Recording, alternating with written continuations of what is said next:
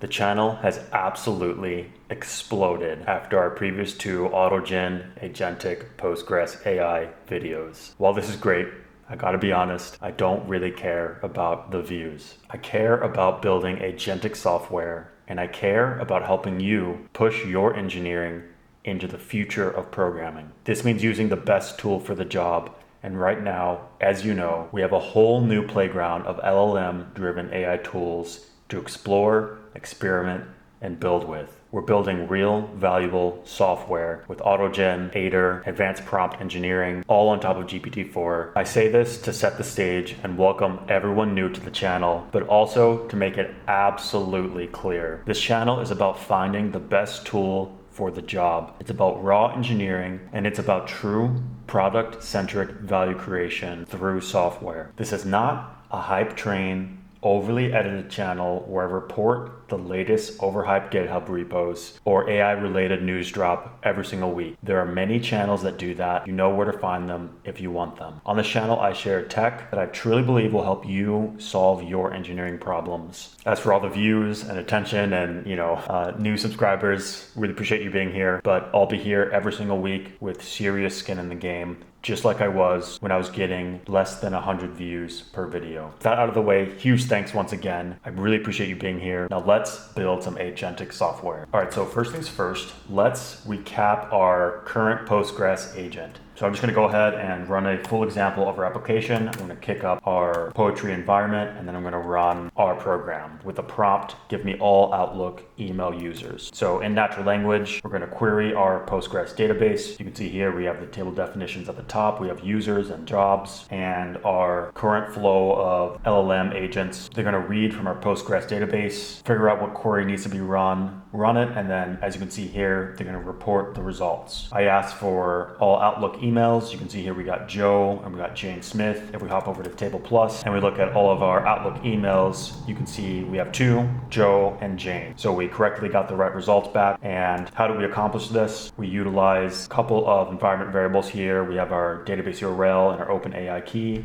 We pass in a prompt using argparse, and we have a Postgres manager. I can check out the previous two videos to catch up. I'm just gonna flash through this. We have our GPT config that we pass in the AutoGen. We have a single function map that gives one of our agents the ability to run SQL against our database. We then have prompts, and we have our flow of AI agents that perform specific tasks to help get the job done. And as you can see here at the bottom, we set up AutoGen's GroupChat and GroupChatManager, and then we initiate the chat with all of our agents. And this is how we're able to type in natural language and get results out of our Postgres database. So this is really great, but as you may have found, working with AutoGen is not a simple walk in the park, especially when you start running your own unique agent combinations, each with their own detailed prompts and functions. I ran into similar problems and found it quite difficult to consistently get the output I was looking for when I was building out more detailed and more advanced agents with their own functionality. In this video, I want to share two architectural patterns I've used to largely solve these problems with consistent agent conversations and consistent function calls. And then I want to show you a glimpse into the future and see how we can use these two patterns to truly start building out real agent systems that can solve your engineering problems. So the first thing we need to do is get control of our agent conversations. How and in what order our agents converse to solve our problem is critically important. Right now, as you can see, we're relying on AutoGen's GroupChat and GroupChatManager. The backbone of this application is, of course, OpenAI's GPT-4 model and Microsoft's AutoGen, which is a framework for building multi-agent applications. Shout out to everyone who's worked on this, from the contributors to everyone at Microsoft, Penn State, and University of Washington. So right now we've been relying on AutoGen's GroupChat and GroupChatManager to direct the flow of our conversations. And while this is a great starting point to really get control of how our agent system runs, we need to get closer to the metal. If we dig into the GroupChatManager, you'll find this run chat function, which essentially controls the flow of the conversation. It does a decent job for specific use cases, but it's not great for other use cases. And I found it not great at consistently calling functions when it needs to. So to improve this, we're going to code our own GroupChat-like class that we'll call the orchestrator.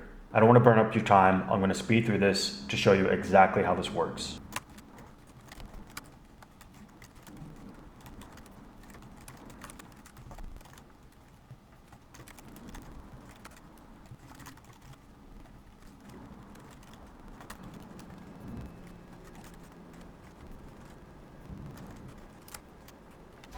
Okay, now we have a brand new orchestrator class that can control the flow of our conversations between our agents. So we're going to go into more detail here in a second, but first, let's just rerun our poetry command, give me all Outlook email users, and let's make sure that our new orchestrator flow works. So just like before, we have the table definitions, we have the admin passing it to the engineer, we have the engineer generating the SQL that needs to be run, and then we have the SQL analyst reporting the results to the product manager. And as you can see here, we have our results and we have an approved message and we have our orchestrator reporting success. As you can see here, we now are assembling a team. We have our data engineering agents.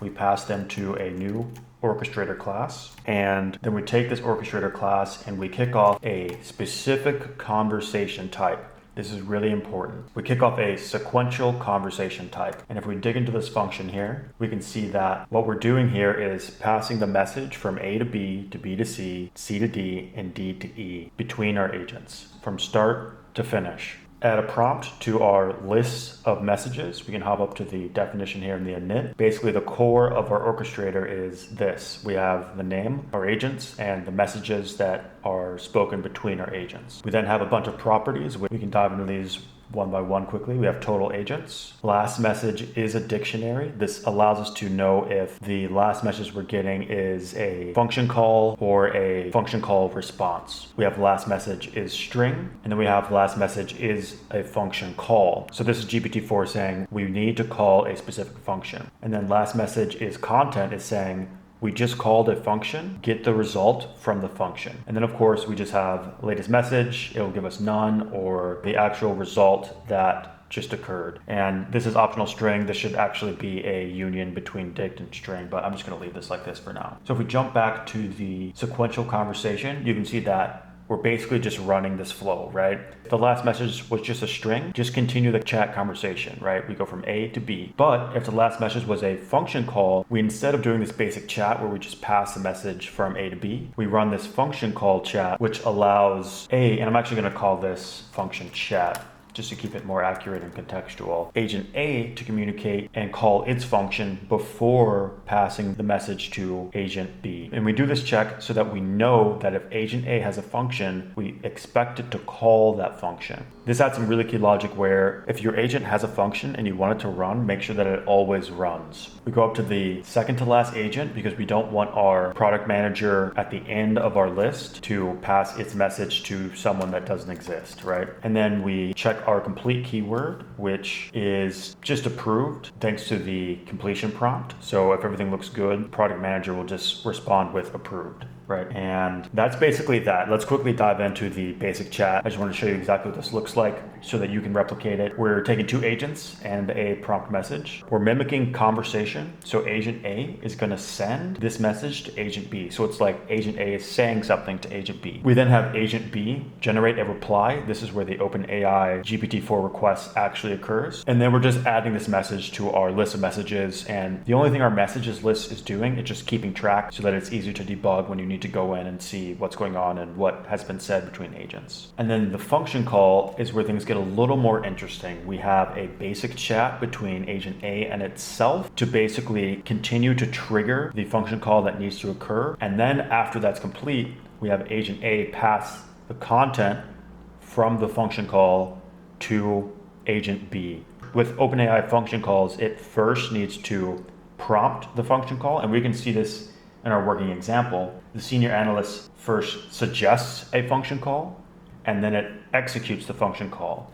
And so in the suggestion, we need agent A to send that back to itself so that it can then execute that function call and send the response of the execution to B. So that concludes our orchestrator. Basically what we're doing here is we're getting control over the flow of conversation between our agents. And if we want to see exactly what this looks like, at a high level, the sequential conversation is just this. Agent A passes a message to B, B goes to C, C goes to D, D goes to E, and E goes to F, just exactly as you would imagine, right? After agent E to F finishes, the conversation ends. So I hope you can see the importance of needing to control the conversation, right? If you're not in control of the conversation that your agents run, and you're not directing the flow with an orchestrator. You're just up to the mercy of the functionality that, AutoGen's GroupChat and GroupChatManager forces you down, right? You want to be building your own specific flows to handle that specific flow of logic, right? So let's keep pushing this forward. Now that we have a better pattern for the control over the flow of our agent conversation, using our new orchestrator class, let's give our agents more unique functionality. Let's say that after we generate this data orchestrator result, right, we want to do some reporting and data visualization on our Postgres response, right? So for example, just to keep things simple, let's say we want to output the result to raw text, JSON, and YAML all together. So let's say, we're generating a bunch of different types of reports. Maybe our clients want different reports of the data, right? Or maybe we're generating the data for our product managers and they want it in a couple different formats for whatever reason. With our new conversation flow in our orchestrator, we can build a new type of conversation where we essentially just broadcast out what we want our agents to do, right? So let's take a look at an agent conversation that handles message broadcasting versus a sequential conversation flow, right? So if we hop over to a broadcast conversation where we have agent A just saying, hey, I want you guys to report this data in this format. We can then have agent B just be a raw text agent, while agent C is a JSON agent, which handles and reports JSON data. And then agent D can be, YAML, and then, so on and so forth. So with this, you can kind of see how having specific conversation types really matters when you're putting together your agents. It's not just a free-for-all, because passing information along like this through an organization, through a system of agents, through any system, is very different than broadcasting it out, right? Let's see what this really looks like. So I'm gonna build this new broadcast conversation flow, and then we can take a look at how that helps us build more concise agentic systems.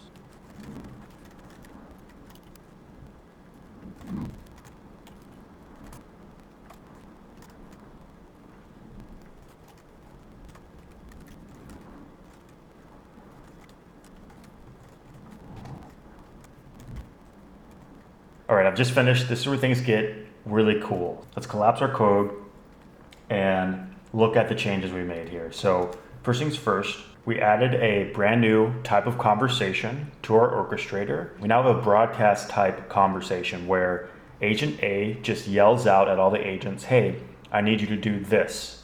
And then they all do it in their own unique way, right? If we hop back to this chart, this is what this looks like, right? It's a different conversation flow than our sequential flow where we're passing information along. In this conversation flow, we're broadcasting a message out to all of our agents. As you can imagine, we have the broadcast agent just yelling out its message using basic chat. And this should actually be a memory chat. And the only difference between the basic chat and the memory chat is that memory chat will have agent B store its own reply.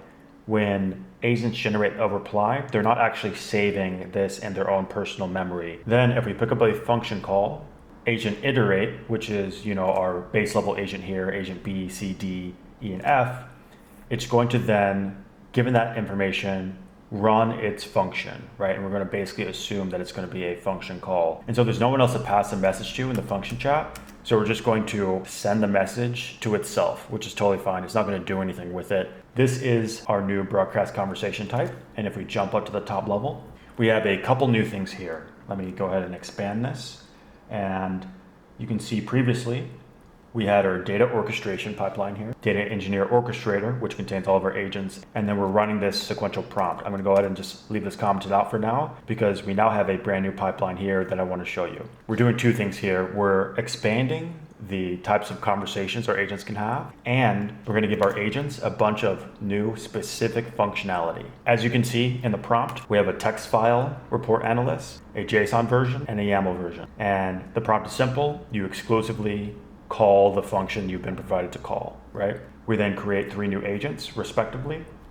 And here's the really cool part. You're going to specifically provide the type of function you want that agent to run, and it's exclusive to that agent, right? So this is how we get really cool agents, really built out agents running specific functionality, solving specific jobs. Just as I said in the previous video, you want to keep to that clean Unix philosophy, do one thing and do it well. This is a JSON file reporter agent. It just writes JSON. That's all it does. So here We're going to build out a mock data to report. This is just a run from our previous agent flow with some results so that we can pass it and test our new data visualization agent team. And you can see here, I'm putting together the agents. We're just going to go ahead and use the user proxy as we did before. But then, as our receiver agents, we're going to set up the text, JSON, and YAML report analyst. We then wrap them in the orchestrator class with their team name, pass in the agents, and then we create the prompt. Here is the data to report, pass in that data from above, and then we run our broadcast conversation. One last thing to mention, I quickly just imported this file class, which contains the specific functions to help our agents write. So we have the write file, we have the write JSON file, and we have the write YAML file. And that's what we pass into our function maps, which have been expanded. As you know, we need a configuration object to be passed into our agents so that they know what functions they can run, as well as the function map. So we've broken apart the base version of the configuration to be passed into agent-specific configurations. So you can see here we have the run SQL configuration, which contains the mapping for the run SQL function. We now have a write file config, which contains the definition for the write file in our file.py. You can see that here. And then moving along, we have the write JSON file, and we have the write YAML file. And if we go down to our agents, of course, in their respective LLM config, you pass in the proper configuration file and their own specific configuration map.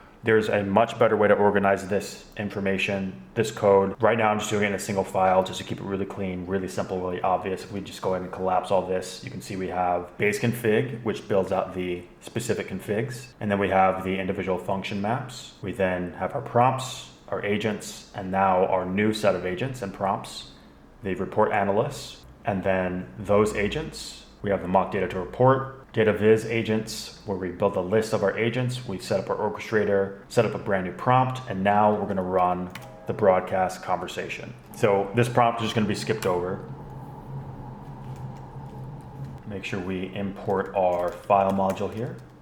Let's fix this lowercase true. Need to make agent agents, so we can get the first broadcast agent here from our list of agents. We need to change the self latest message to prompt when we're passing our message from our broadcast agent to our receiver agents in the broadcast conversation flow. We need to send the prompt to every agent, not the latest message. Let's go ahead and run our data viz agent team. So the output here should be 3 files. We have a text file, we have a JSON file, and we have a YAML file. Okay, so we can see that we had the write file run happen, and now the admin's talking to the JSON agent. That file write went through. Now we're talking to the YAML agent, and let's see what we got here. So it looks like the YAML agent had some error. It looks like a JSON error. I'm not going to dig into this exactly. I'm sure there's some legitimate reason for it, but I just want to prove the point of setting up agents that can broadcast messages out, right? So here's the user report. So we did get that clean write to the user report text file, and here's the user report as JSON. You can see here we have this data viz team operating on specific types of data, right? So this is pretty cool, but most importantly, it shows how important controlling the agent conversation is. To really get control of the flow of conversation between our agents, we need to build our own conversation flows out with some type of orchestrator structure. And the real time will be spent in understanding how to send prompts and run functions between your agents. There's definitely a good argument for doing all this manually and just cutting out AutoGen to keep it simple. But I think AutoGen gets you a decent way there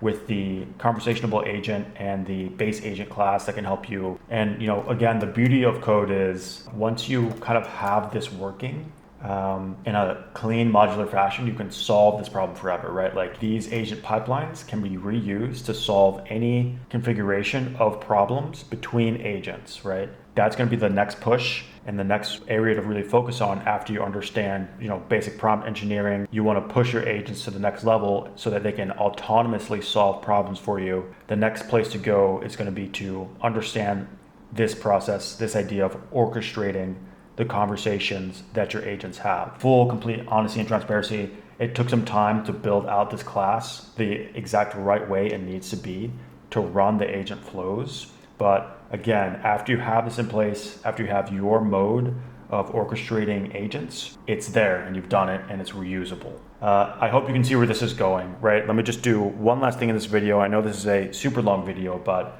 hopefully I can edit it down, get it as short as possible for you guys so you can get the maximum value in the least amount of time. Now, what we're gonna do is put our two agent teams together. So if we get the result back from our sequential conversation, what we're gonna end up with is success and then messages, right? So I'm gonna call this data eng messages.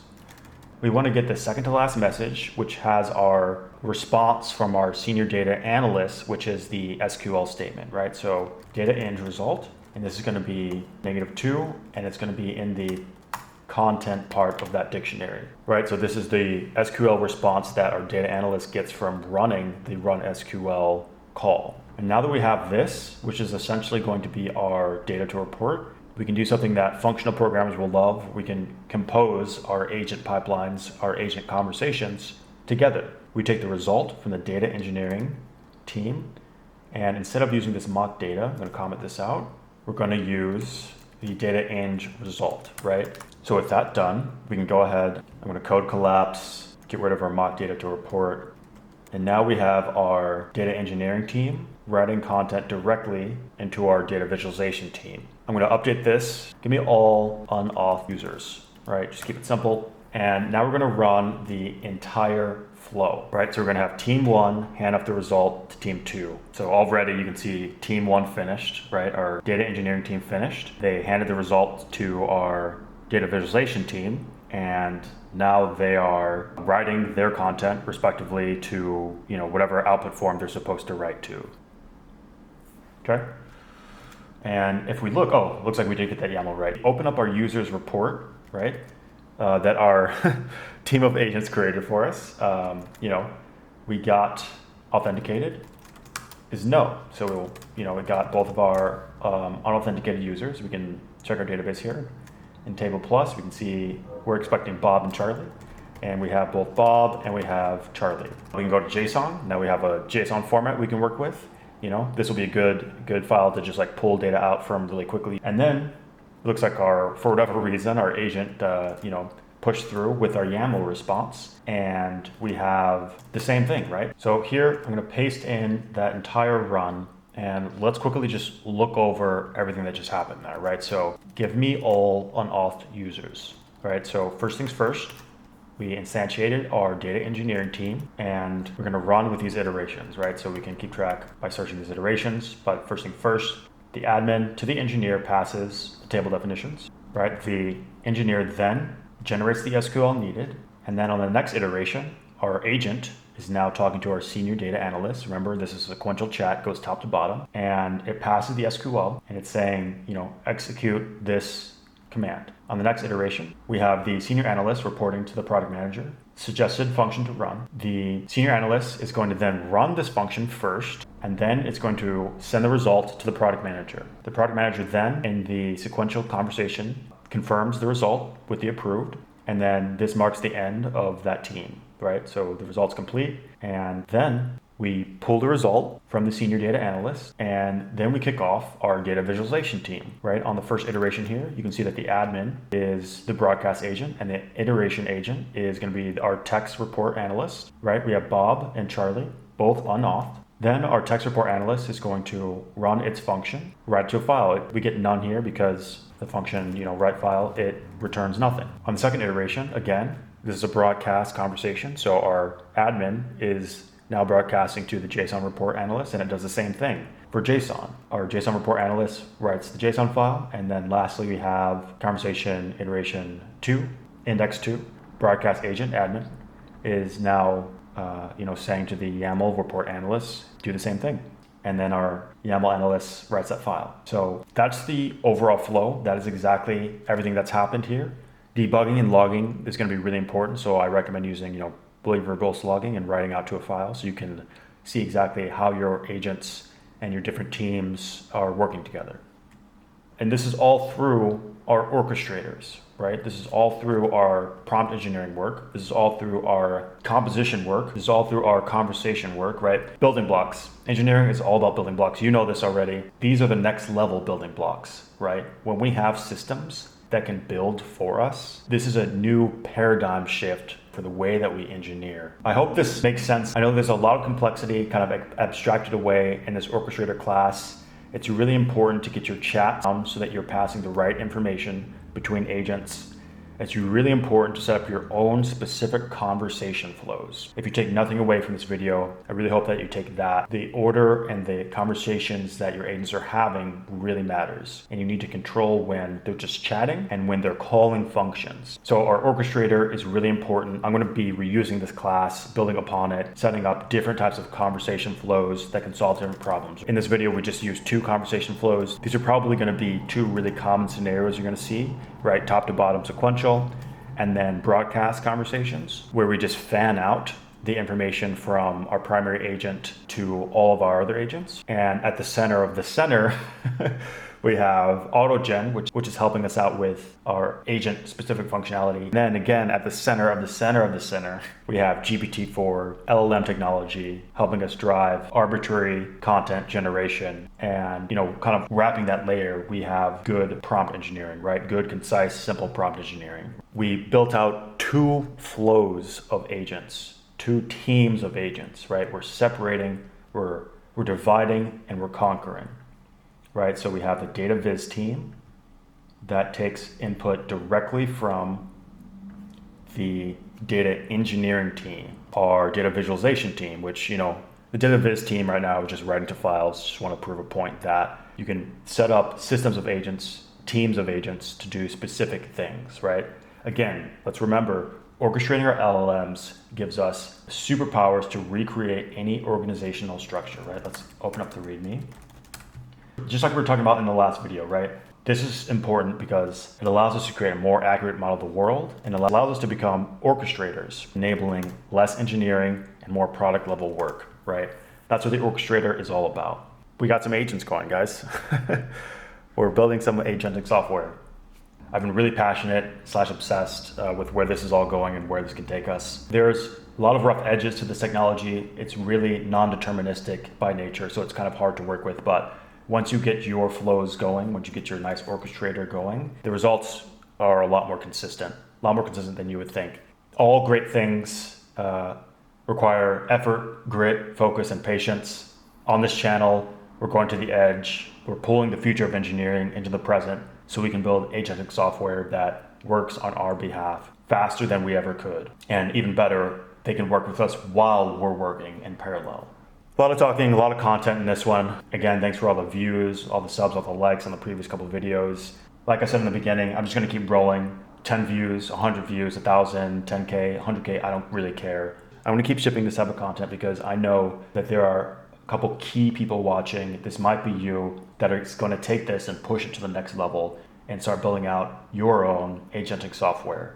So in the next video, I want to get back on the original track. We need to expand the number of Postgres tables that our agent can consume. And as you know, there's a context limit to the window that we can pass to our LLMs using GPT-4 or whatever. Likely we'll be using vector embeddings. Stick around for that. It's going to be a real hands-on way to use vector embeddings to get concise results. If you made it to the end of this video and got value out of this, drop a like, sub, hit the notification bell, and I'll see you in the next one.